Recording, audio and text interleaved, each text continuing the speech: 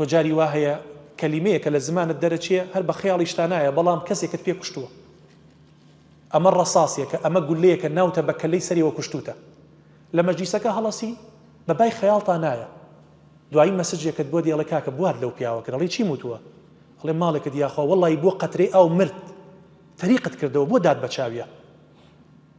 جاری وا هەیە برایەکت خوشکێکت ئەسرار و میهێنێکی لای تۆ باس کردووە، کاکە گوناحێکی کردووە، شتێکی خراپی کردووە کە بینت لەگەڵ یاتیەکە چێ بۆ لە ناو خەڵکان ڕوویەشکێنیت بۆ ئەیدەیتە چاویە. بیڵێم چی بڵێم؟ بیڵێم ئەها ئەخە بۆ یعنی بەس ئەوەی بیڵێم ئەیکوژیت، ئەیتر تۆ ئەمە گولەیەکە ئەینەی بە کەلەی سەریەوە. وتراوە دایما ئینسان ئینصافی هەبێ. ئەزانین ئینصاف یعنی چی؟ یعنی کاکە تۆ خۆت بێنە شوێنی ئەو کەسە، نەک بە تەواوەتی، نیوەی خۆت کاکە گیان. کاتێک ئافرەتێک لە کۆڵانێکە تۆمەتی زینا ئەدرێتە پەنا، پیاوێک بە هەمان شێوە، کاکە وەرە ئەم هەموو قسە و باسی دەربارەی ئەو کەساکرێ، تۆ نیوەی خۆت بێنە شوێنی ئەو کەسە بزانە تەحەمولەکەیت، ئەوە پێوتێ ئینصاف. کاکە جاری وا هەیە لە سۆشیال میدیایە مەلەفی کەسێ بڵاوە بێتەوە، 3000 4000 کۆمێنت نووسراوە هەمووی جنێوەدا بە کەسوکاری، ئابڕووی ئەم کەسەیان بردووە لەم کۆمیەتانەیە، حەیا و شەرەفیان پێوە نێشتووە.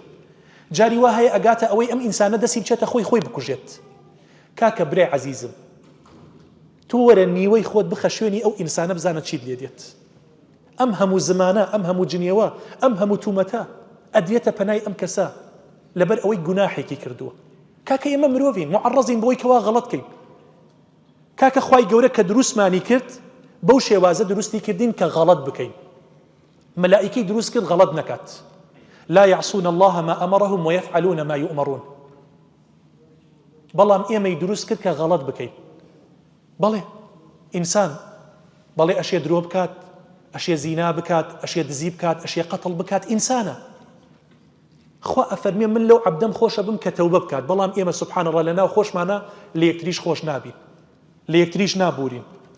بۆیە دایمەن خۆت بێنە شوێنی ئەو کەسەی کەوا تۆمەتی بۆ بەخشێنرێتەوە، قسەی پێ ئەوترێت، ئینصافت هەبێت، هیچ نەبێ نیوەی خۆت. کاکە ڕوبعێکت پارچەیە لە دڵت لە شوێنی ئەو ئینسانە دانێ بزانە چەند ئازار ئەکێشیت. بۆیە ئازاردانی خەڵک زۆر ناڕەحەتە. پێغەمبەر صلی الله عليه وسلم بە قسەی خەڵک ئازاری کێشتووە، بە قسەی خەڵک دڵی تون بووە، ناڕەحەت بووە، بۆیە خوای گەورە دڵی ئەداتەوە. ئەفەرمێ وەلەقەد نەعلەم، ئێمە ئەزانین ئەنەکە یەضیق صەدرک بما یەقولون، دڵت زۆر تەنگە بەوەی کە ئەیڵێن دەربارەی تۆ، ئەو هەموو قسە ناشرینە، ئەو هەموو جنێوە. بۆی ئینسانی مسلمان نەچێتە بەرەی زاڵمانەوە.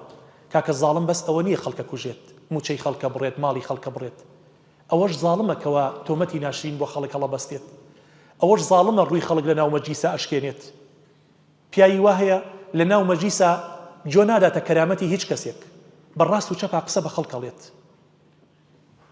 بۆی ئینسان ئەگەر بیر لەم پەیامانە کاتەوە پێویستە کات تۆزێ لەسەر خۆ بێت و بزانێ قەبر و قیامەتێکەیە و هەمومان ئەگەڕێنەوە بەردەستی الله سبحانه وتعالى.